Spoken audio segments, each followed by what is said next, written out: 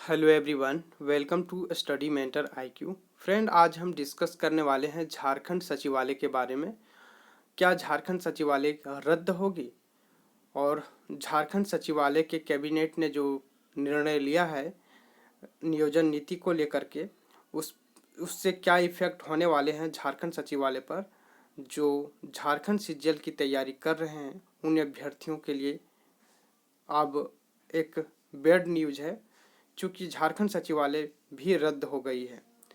जैसा कि झारखंड सचिवालय कैबिनेट ने झारखंड नियोजन नीति को वापस ले लिया है, चूँकि झारखंड का जो स्थानीय नीति है 2016 में सितंबर के आसपास 2016 में बनाया गया था। इसके बाद आपका झारखंड दरोगा की भर्ती हुई थी और राजस्व कर्मचारी की भर्ती हुई थी और हाई स्कूल टीचर की भी भर्ती चल रही थी, और साथ में भी पंचायत सचिव की जो भर्ती प्रक्रियाधीन थी उसको अब रद्द करने वाली है और रद्द हो चुकी है एक तरह से मानिए। चूँकि जितने भी सरकार ने साफ साफ कैबिनेट में बोल दिया गया है कि जितने भी प्रोसेस में वैकेंसी चल रही है सबको रद्द किया जाएगा और पुनः फिर से जो है वैकेंसी को निकाली जाएगी और फिर से एग्ज़ाम लिया जाएगा, जिससे उन अभ्यर्थियों के दिलों पर चोट पहुंची है जो झारखंड पंचायत सचिव के अभ्यर्थी हैं, हाई स्कूल टीचर के अभ्यर्थी हैं, जिनकी नियुक्ति अब होने वाली थी, सिर्फ कॉल लेटर आने वाला था। और एक्साइज कांस्टेबल वाले भी अभ्यर्थी थे जिनका सिर्फ अब दौड़ ही बचा हुआ था, रिजल्ट आना है और सिर्फ दौड़ है, इसके बाद कुछ नहीं था।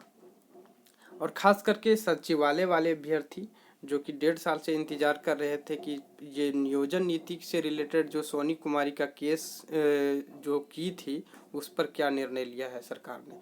तो सरकार ने जो नियोजन नीति को रिटर्न वापस ले लिया है। बाद में सरकार ने क्या किया था, एक बात आपको हम अहम बताने जाने वाला हूँ। चूँकि नियोजन नीति में एक बार संशोधन किया गया था 2018 में।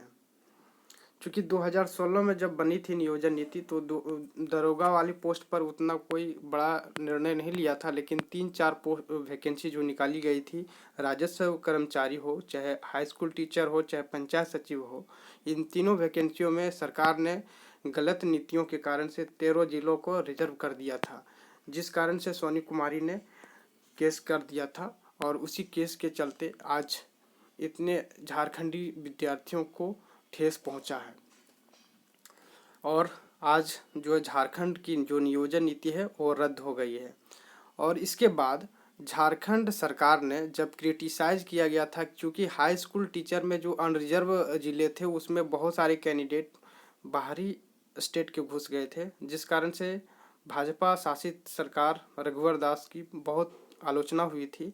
तब जाकर के 2008 में एक संशोधन हुआ था 20 नवंबर के आसपास, 20 नवंबर 2018 को, और उसमें निर्णय लिया गया था कि जो बी ग्रेड, सी ग्रेड और डी ग्रेड में जितनी भी वैकेंसियां अब झारखंड में आएगी, अब झारखंड के स्थानीय निवासी ही अप्लाई कर सकेंगे। ये बहुत ही अहम फैसला था झारखंड सरकार की ओर से, जो कि सरकार ने अब इसको भी रद्द कर दिया है। अब क्या करेगी ये हेमंत सोरेन सरकार, ये कहना भी मुश्किल है। अब जेएसएससी के माध्यम से जितने भी नियुक्ति होने वाली थी 10 सालों के लिए रिजर्व किया गया था। 10 साल टोटल 10 वर्षों तक जो बी ग्रेड, जिसमें सचिवालय, झारखंड सचिवालय है और टीचर से रिलेटेड जितने भी वैकेंसियां हैं, चाहे पुलिस के से रिलेटेड, चाहे 4th ग्रेड के कर्मचारी जितने भी हैं, उन सारी वैकेंसियों पर, तमाम वैकेंसियों पर झारखंड के ही युवा वैकेंसी को भर सकते थे। लेकिन अब जो है नहीं भर सकते हैं। अब क्यों नहीं भर सकते हैं? अब देखिए, इसमें निर्णय लिया गया है कि जितने भी जो नोटिफिकेशन था उसको कैंसिल तो कर दिया गया है, और निर्णय यह लिया गया है कि इसको रद्द किया जाएगा और फिर से वैकेंसी को निकाला जाएगा, ताकि झारखंड के सरकार को राजस्व की प्राप्ति अधिक से अधिक हो। क्योंकि ये हमेशा बोल रही है कि हमारे पास राजस्व घाटा है, तो क्या स्टूडेंट का ही पैसा खाइएगा? और स्टूडेंट का ही पैसा ही, मतलब आम आदमी का पैसा लूटने की कोशिश की जा रही है सरकार की ओर से। तो झारखंड सचिवालय भी इस तरह से रद्द हो गई है, क्योंकि जब नियोजन नीति ही वापस ले लिया गया है जब आपकी नियोजन नीति को ही वापस ले लिया गया है तो आपका ऑटोमेटिकली जो है सचिवालय JSSC CGL कैंसिल हो चुका है। आप सभी दोस्तों के लिए ये बैड खबर है। और JSSC CGL का ऑनलाइन अब जस्ट स्टार्ट होने वाले हैं, जिसमें से नए अभ्यर्थी अब शामिल होने वाले हैं, जिससे कंपटीशन और बढ़ने वाली है। उन अभ्यर्थियों के लिए बड़ी बैड खबर है, चूँकि अब कंपटीशन टफ होगी, जिसमें से 2 साल के अंतर्गत जो विद्यार्थी ग्रेजुएट हुए हैं, बहुत सारे कैंडिडेट ने फॉर्म को नहीं फिलअप कर पाए थे। अब वो सारे विद्यार्थी अब फॉर्म को फिलअप कर पाएंगे। अब इसमें से करीब 70 से 80 हज़ार विद्यार्थी, नए विद्यार्थी तो ज़रूर ऐड होंगे यदि झारखंड के युवा अप्लाई करते हैं तब। और यदि सरकार पूरे स्टेट को अनरिजर्व करती है तो बहुत बड़ा धोखा होगा झारखंडी युवाओं के लिए, क्योंकि यहाँ पर जो है झारखंड सचिवालय में सिर्फ झारखंड के ही स्टूडेंट अप्लाई किए हैं।